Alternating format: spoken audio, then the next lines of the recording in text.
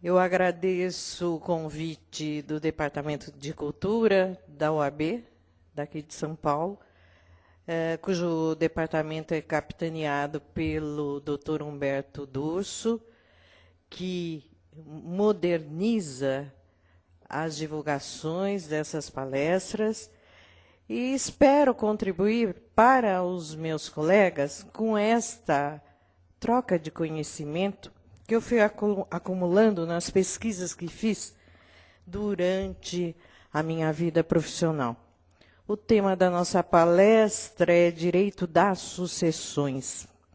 Este direito empolgante que tem suas regras próprias, que está fundamentado no último livro da parte especial do Código Civil, onde estrategicamente o legislador colocou este tema como final da vida do homem, quando extingue a sua personalidade jurídica com a morte. Vamos enterrar o seu corpo e partilhar os bens que esta pessoa deixou. E quais regras nós vamos determinar para a divisão desse patrimônio? Pois bem, o nome dado a essa disciplina é Direito das Sucessões. Suceder é substituir alguém numa relação jurídica. Talvez a melhor classificação para essa disciplina seria direito de herança, porque as sucessões podem se dar tanto em relações causa-mortes como em intervivos. Numa relação jurídica onde substitui o antigo proprietário com o novo, como, por exemplo, num contrato de compra e venda, nós vamos ter uma sucessão entre pessoas vivas.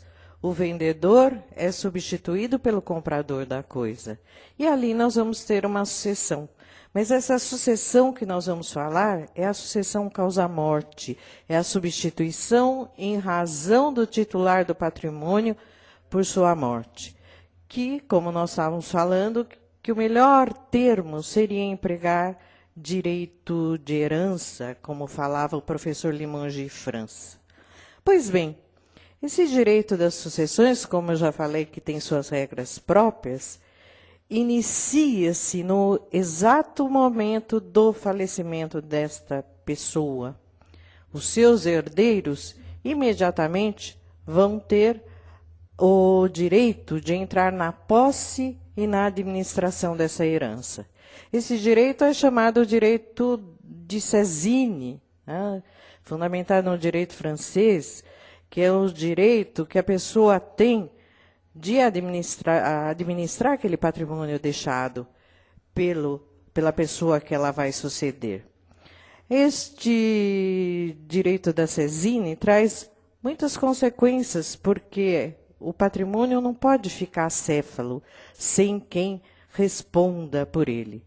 Mas quem vai ter este direito da seisinne, esse direito de entrar na posse e a administração da herança imediatamente? Se nós formos examinar os princípios do direito das sucessões, o princípio é a liberdade de deixar testamento. Em primeiro lugar, a pessoa tem toda a liberdade de deixar testamento. Agora, só quem tem ampla liberdade de fazer testamento e deixar os seus bens para qualquer pessoa são aqueles que não têm herdeiros necessários. E quem são esses herdeiros necessários? No Código Civil em vigor, esses herdeiros necessários são os descendentes, os ascendentes e o cônjuge sobrevivente. Então, a pessoa que tem esses herdeiros necessários, ela obrigatoriamente só pode dispor da metade do seu patrimônio. Esta metade que é chamada da cota disponível. A outra metade é denominado reserva da legítima, porque este patrimônio reservado para os herdeiros necessários é um patrimônio intocável. não pode ser de forma nenhuma esse patrimônio, esta reserva da legítima, a legítima recebida pelos herdeiros necessários, é um patrimônio intocável, cujo autor da herança não pode dispor em testamento. Pois bem, a cota disponível, que é a metade do seu patrimônio, sim, ele pode dispor para quem ele entender, inclusive deixando para um herdeiro necessário. E este patrimônio, como que é dividido? Para aqueles que não deixaram o testamento. Se nós verificarmos, o artigo 1829 do Código Civil em vigor disciplina a ordem de vocação hereditária. Quer dizer o quê? Determina quais são os herdeiros que serão chamados para receber a herança daquele que faleceu. O inciso 1º deste artigo, ele determina um direito novo, que nós estamos entrando em contato agora, que é o direito de concorrência que tem o cônjuge sobrevivente com os descendentes. Porque diz o artigo 1829, a sucessão legítima defere-se na ordem seguinte, inciso 1º, aos descendentes em concorrência com o cônjuge sobrevivente. Será que todo cônjuge sobrevivente tem esse direito de concorrência com os filhos ou netos, com os descendentes? E continua o artigo, salvo se, quer dizer o quê? Com exceção, se casado este com o falecido, no regime da comunhão universal de bens. Se nós pensarmos bem, o regime da comunhão universal de bens, em que tudo é comum entre o casal, tanto os bens adquiridos a título gratuito, como os bens adquiridos a título oneroso, como os bens adquiridos antes do casamento, os bens adquiridos durante o casamento. Tudo é comum ao casal, com exceção de poucos bens que têm regras específicas para ele. Pois bem, neste regime, o cônjuge sobrevivente já está protegido com a sua ameação, porque a metade de tudo que o autor da herança deixou já é dele. Então, não há necessidade de se proteger o cônjuge sobrevivente com uma parte da herança do falecido. Ele já é dono da metade do patrimônio, já é suficiente para a sua sobrevivência após o falecimento de seu cônjuge. Ou no da separação obrigatória de bens. Aqui, se o cônjuge fosse herdeiro, no regime da separação obrigatória de bens, seria um desvirtuamento ao regime da separação obrigatória de bens. Porque se a lei determina que não podem casar no regime que não seja da separação, se o cônjuge com o falecimento passa a ser herdeiro, passa a ser um desvirtuamento a este regime.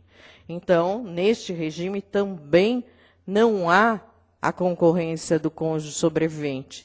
Lembrando que o regime da separação obrigatória de bens é aquele para determinadas pessoas em que não há liberdade de escolha de regime, que a lei impõe. E a lei impõe por quê? Para proteger determinadas pessoas, como, por exemplo, os menores, né, que casam antes da idade núbil, são obrigados a casar no regime da separação de bens. Os idosos, depois dos 60 anos de idade, se querem casar, para não correrem o risco de perder o patrimônio por causa de um aventureiro que queira casar com ele, o legislador determinou que só podem casar no regime da separação de bens. Ou aqueles que não fizeram a partilha no seu divórcio ou por óbito do cônjuge anterior, para não haver confusão de patrimônio. Então, esses não têm liberdade da escolha do regime. Ou se no regime da comunhão parcial, o autor da herança não houver deixado bens particulares. Aqui que nós vamos encontrar a grande dificuldade da interpretação desse regime. Então, o regime da comunhão parcial de bens é o regime comum, é o regime que, para se escolhê-lo durante o casamento, para se eleger esse regime da comunhão parcial de bens, não há necessidade de um pacto antinupcial. Não há necessidade de uma escritura pública, basta ir ao cartório no processo de habilitação de casamento, determinar que o regime é esse, da comunhão parcial de bens. Este regime possibilita a constituição de 3 patrimônios. Um patrimônio do marido, um patrimônio da mulher e um patrimônio da sociedade conjugal. O patrimônio do marido ou da mulher são chamados bens próprios, bens particulares. Esses bens não se comunicam com o casamento, passam a ser bens apenas deste cônjuge. E quais são esses bens que não se comunicam? São os bens adquiridos durante o casamento a título gratuito.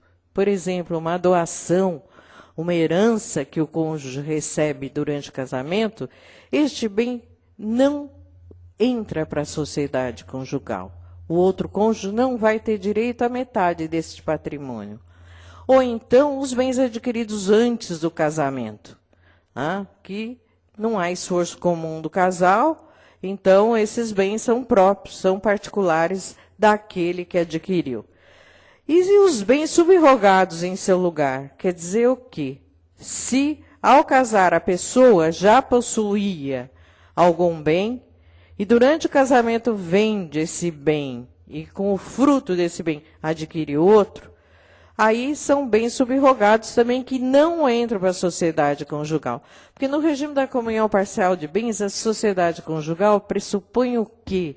União de esforços. Só se comunicam os bens que foram adquiridos com esforço comum do casal, em que ambos, com suas economias, adquiriram aquele patrimônio. Esse patrimônio vai fazer parte da sociedade conjugal. Com a morte do autor da herança, a sua herança vai ser formada do quê? Da sua meação, quer dizer, com a metade dos bens adquiridos da sociedade conjugal. E com os bens próprios, esses vão formar a sua herança. Aqui nós vamos encontrar uma grande dificuldade da interpretação deste artigo. Por quê? Porque a herança é uma universalidade no nosso entender. Não se divide em patrimônio privado e patrimônio que era comum ao casal. Todo ele forma essa universalidade que é chamado herança. Então, o cônjuge sobrevivente vai ter o direito de uma parte dos bens da herança, sem divisão em bens privados e bens comuns, sem divisão em bens que era só dele e ameação dos bens que adquiriu na sociedade conjugal. Mas esta é uma tendência de uma parte da doutrina e uma parte dos julgados também, porque uma outra linha de pensamento diz que o cônjuge ele só vai ter direito não na meação, vai ter direito só uma parte sobre os bens privados da pessoa que morreu. Aqui nós criticamos essa posição diante desse conceito de herança, da sua universalidade, que é um conceito que está baseado das nossas mais profundas tradições jurídicas. Desde o direito romano, nós temos como fundamento que a herança é uma universalidade, sem dividir uma herança de bens próprios e bens da sociedade conjugal. Pois bem, depois nós vamos ver alguns exemplos para determinar como o cônjuge sobrevivente vai receber esse patrimônio, qual é a cota dele nessa universalidade que é a herança. Pois bem, no inciso 2º, nós vamos encontrar os ascendentes, que são os pais, na falta dele, os avós. Aqui também o cônjuge sobrevivente vai concorrer com os ascendentes.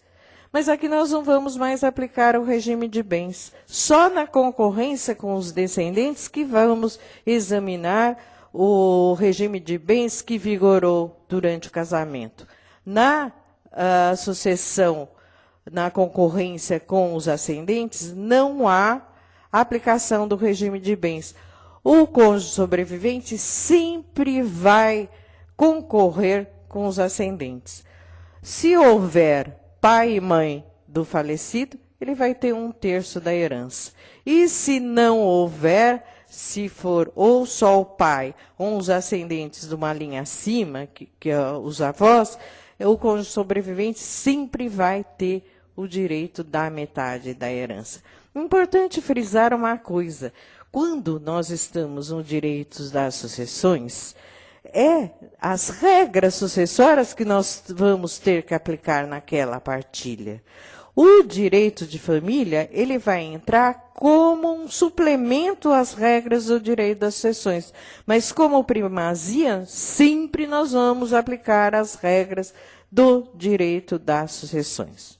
Em terceiro lugar, não houve grandes modificações, porque continua o cônjuge sobrevivente, independente do regime de bens, a ser o herdeiro, né, total da herança do falecido. Então, o herdeiro herda desde da ameação e os bens particulares do que faleceu. Aqui não há concorrência com os colaterais. E, em quarto lugar, são chamados os colaterais, os irmãos, os sobrinhos e os tios. Um herda na falta do outro. Em boa hora, o Código Civil em vigor tirou da ordem de vocação hereditária o poder público, porque o poder público não é herdeiro, ele é apenas um arrecadador de uma herança sem dono, então a função dele é essa, mas não de herdar o patrimônio deixado por uma pessoa que se desconhece os sucessores dele. Pois bem, então, frisando mais uma vez que as regras que vamos aplicar na divisão do patrimônio por ocasião da morte de uma pessoa são regras do direito das sucessões. E as regras do direito de família, elas entram apenas como subsídio daquelas regras sucessórias. Em primeiro lugar, são as regras sucessórias. Um exemplo nós temos nos bens privados com a cláusula de incomunicabilidade. Se um casal se separa e um deles é adquirente de um patrimônio com a cláusula de incomunicabilidade, o outro não vai receber parte dessa herança por causa dessa restrição de direito que pesa sobre o seu patrimônio. No caso de falecimento deste proprietário com patrimônio próprio, com a cláusula de incomunicabilidade, que não tem nem descendentes e nem ascendentes, o cônjuge sobrevivente, embora pese uma cláusula de incomunicabilidade, ele vai ser o herdeiro desse patrimônio. Por quê? Porque é o direito das sucessões que nós vamos aplicar as regras ali naquela partilha. Outro caso estranho e polêmico que o Código Civil em vigor trouxe e que ainda não temos uma definição da interpretação das suas regras, os tribunais estão entrando em contato agora com esses conflitos de interesse que nascem diante dessas novas regras, que é a separação judicial e o direito do cônjuge sobrevivente se não deu causa àquela separação. Que é um artigo esdrúxulo, porque nós vamos ter que demonstrar em juízo que a separação se deu sem culpa do cônjuge sobrevivente, sem ter como o cônjuge falecido demonstrar as suas razões, né? E vamos ter que reviver todo aquele conflito de interesse que surgiu naquela separação judicial para propiciar ao o cônjuge sobrevivente o direito de participar da herança daquele que faleceu. Vamos, então, ver alguns exemplos que nós trouxemos apenas para exemplificar este nosso fundamento diante desta sucessão, nessas regras do novo Código Civil. Novo não, que já faz mais de 5 anos, que é o Código Civil em vigor. Esse exemplo número 1 que nós trouxemos é o caso de José e Maria, que foram casados no regime da comunhão parcial de bens. E dessa união houve o nascimento de 2 filhos e a aquisição de patrimônio. A aquisição de patrimônio do casal. José, quando solteiro, havia adquirido patrimônio e durante o casamento recebeu herança também. Então, aqui nós vamos ter o patrimônio da sociedade conjugal e o patrimônio do José. Falecido José, a sua herança será dividida na seguinte forma.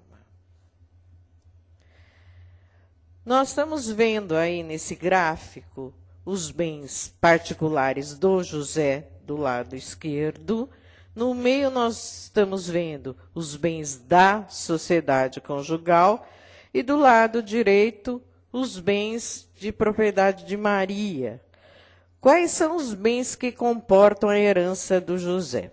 São os seus bens próprios e mais a ameação dos bens da sociedade conjugal.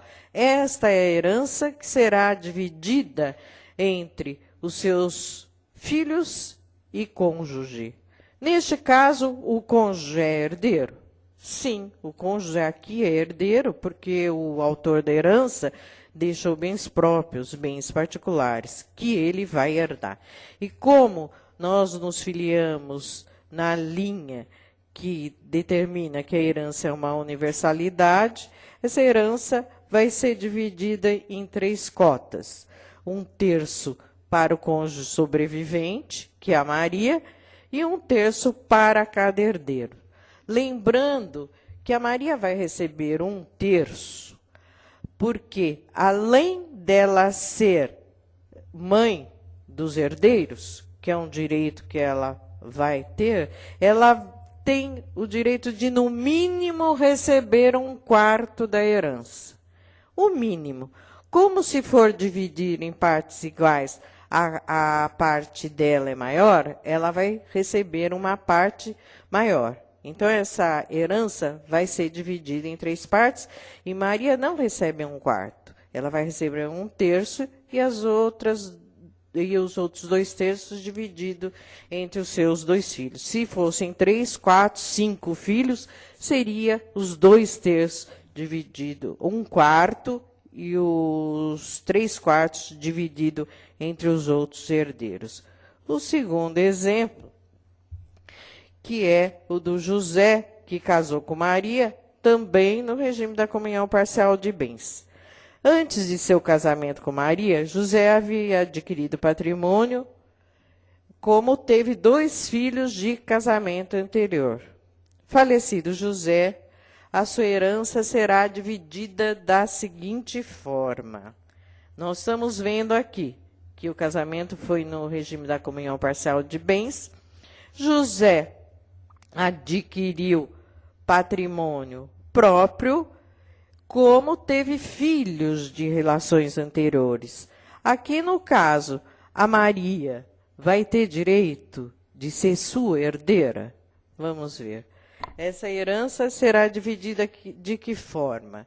Os bens da sociedade conjugal, que é a ameação do José, os bens privados de José, e será dividido em cotas iguais entre os herdeiros. Por quê?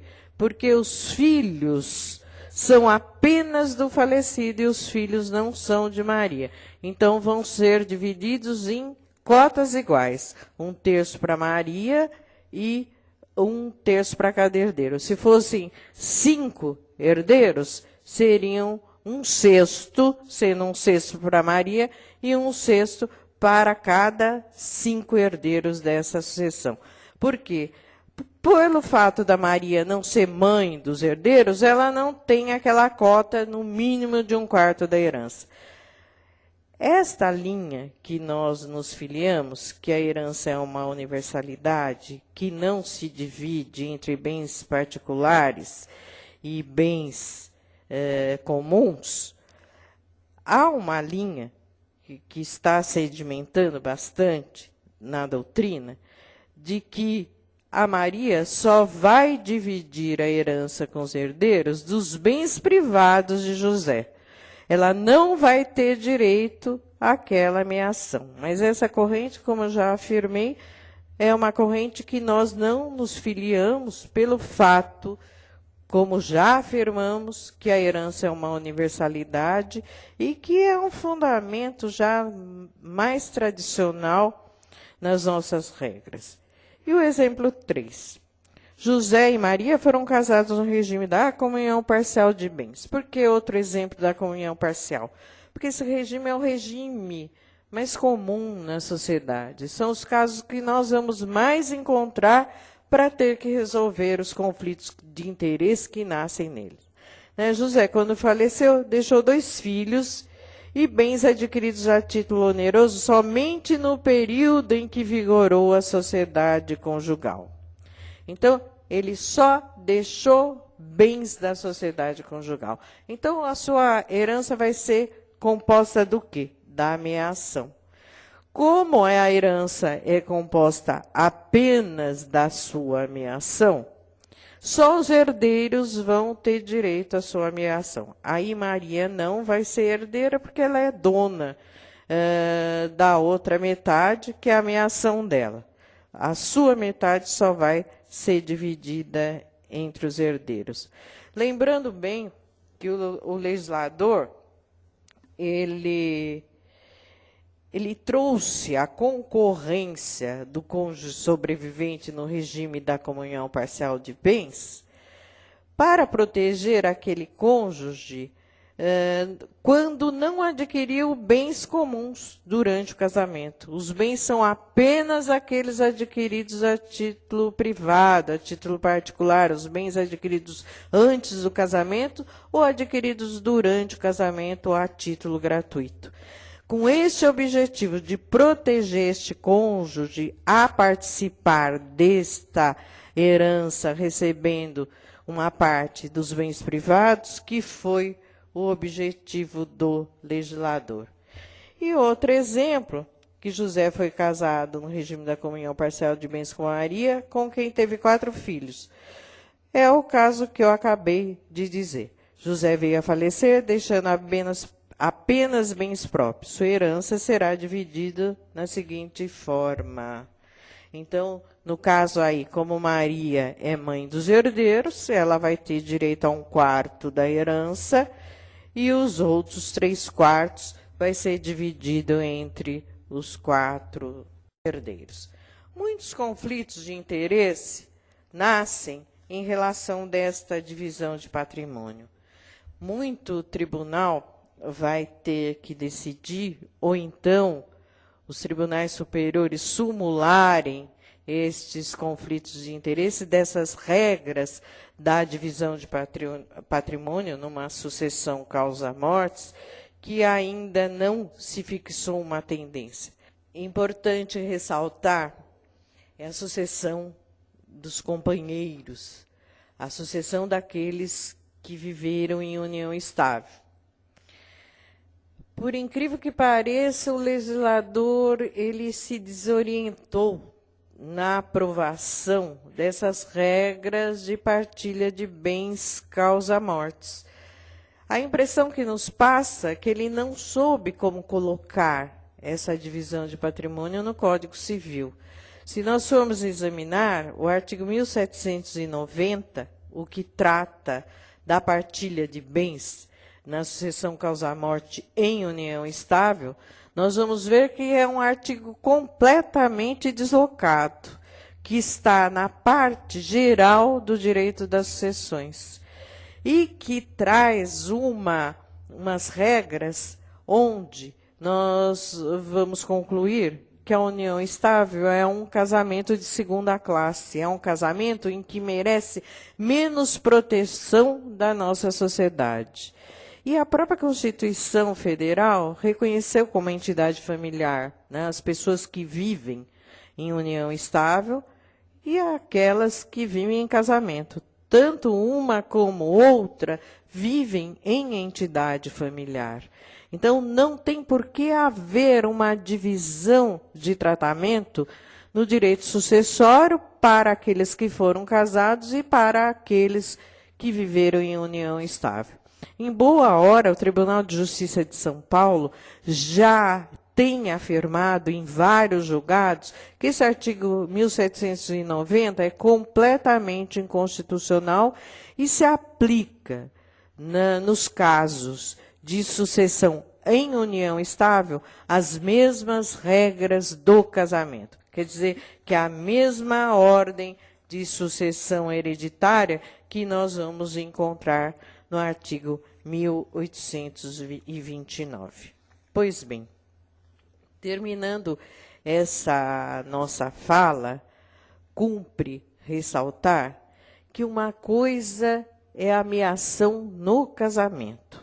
A outra coisa é o direito de herança.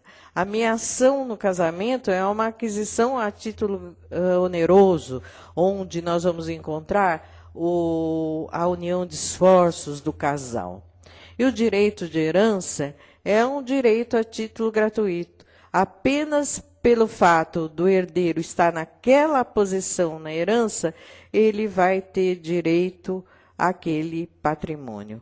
Então, nunca confundir a ameação com o direito da herança, que são institutos completamente diferentes. E lembrando mais uma vez que toda vez que analisarmos uma partilha de bens, não esquecemos que estamos diante de regras do direito sucessório e nunca de regras do direito de família. As regras do direito de família, elas vão entrar como supletiva àquelas regras do direito das sucessões. Muito obrigado, espero ter contribuído para ilustrar a vocês esse tema tão empolgante do direito das sucessões e a partilha de bens. E alguma dúvida que alguém que esteja assistindo queira tirar, pode mandar um e-mail para mim, que com o maior prazer irei responder. O meu e-mail é dmgp@uol.com.br. Muito obrigada.